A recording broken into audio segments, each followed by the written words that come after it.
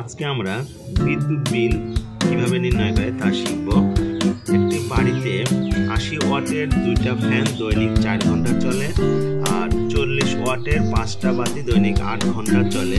বলছে প্রতি মাসের বিল কত, এবং ইউনিটের মূল্য দেওয়া আছে 8 টাকা। তাহলে আমাদের এখানে ইকুইপমেন্ট আছে দুইটা, একটা হচ্ছে ফ্যান, একটা বাতি। দুটি ইকুইপমেন্টের দৈনিক ব্যয়িত এনার্জি বের করি। তাহলে ইয়ন, ফ্যানের জন্য ইয়ন ধরেছি, তাহলে পাওয়ার গুণন সময় গুণন সংখ্যা। পাওয়ার হচ্ছে 80 ওয়াট, সময় হচ্ছে 4 ঘন্টা, সংখ্যা হচ্ছে 2টা, এত ওয়াট আওয়ার পেলাম। অনুরূপভাবে আমরা বাতির দ্বারা ব্যয়িত এনার্জি বের করি।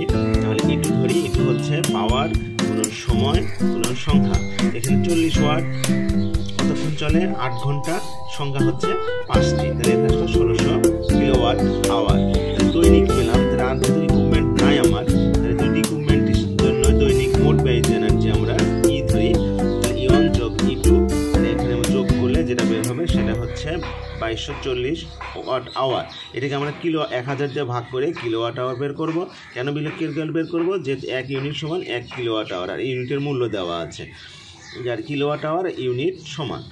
তারপরে আমরা মাসের যদি বিদ্যুৎ বিল বের করি, তাহলে সূত্র হচ্ছে মোট ব্যয়িত এনার্জি দৈনিক গুণন ডে, কয়দিন, যেহেতু এক মাস বললে 30 দিন, আর যদি মাসের নাম উল্লেখ করে দেয় তাহলে সেই মাসের ডে অনুযায়ী সেটাকে আমরা 30, 31 বা 29, 28 দিয়ে গুণন দিব, আর তাকে টাকা দিয়ে ইউনিটের মূল্য দিয়ে গুণন দিলে আমরা মোট বিদ্যুৎ বিল পেয়ে যাব।